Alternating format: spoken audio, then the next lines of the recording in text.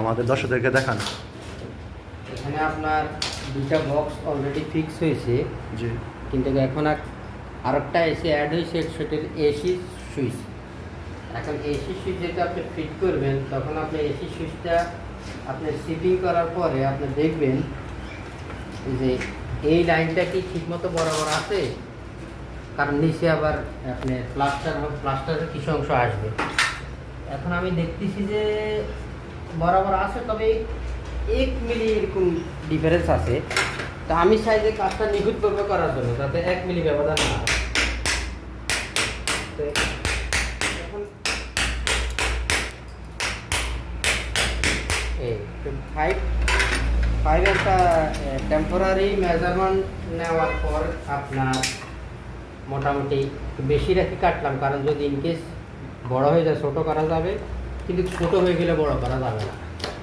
তো এখন দেখা গেছে হ্যাঁ একটু বড় হয়ে গেছে।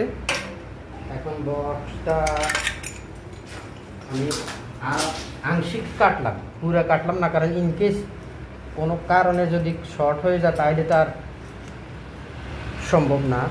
বেশি থাকলে আপনি কাটতে পারবেন, কমানো সম্ভব। এখন হয়ে গেছে, এটা হচ্ছে আপনার মেইন ওয়্যারের পাইপটা আপনি এন্ট্রি করে দিলাম। পরবর্তীতে পুরা নিখুঁতভাবে যখন আপনি বক্সটা বসানোর পরে আপনার হইতেছে না, তখন বক্সটার হোল একটু বড় করে নিব। একটু বড় আপনি বাইরে থাকেন, আমার দেখেন আপনি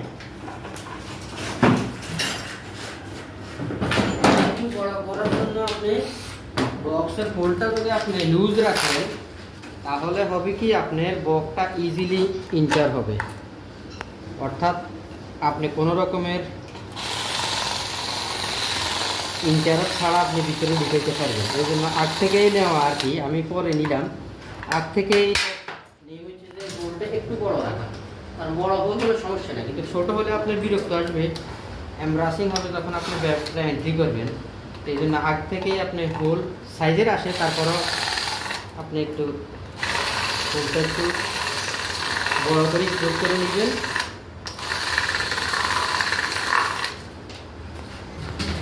পরবর্তীতে এখন আপনার এই পার্টটা আপনার ইজি ঢুকতেছে। এখন আমি এখানে পুরোপুরিভাবে কাজ হবে, যখন আমি প্লাস্টার করবো তখন পুরোপুরি কাজ হবে। ওকে, ইনশাল্লাহ আমরা ভিডিও আজকে এতটুকুই। নেক্সট ভিডিওর জন্য আপনারা ওয়েট করবেন, আর সবাই বেশি বেশি করে লাইক দেবেন, শেয়ার করবেন, এবং কি ভিডিওটা কি হয়েছে জানাবেন সবাই ইনশাল্লাহ।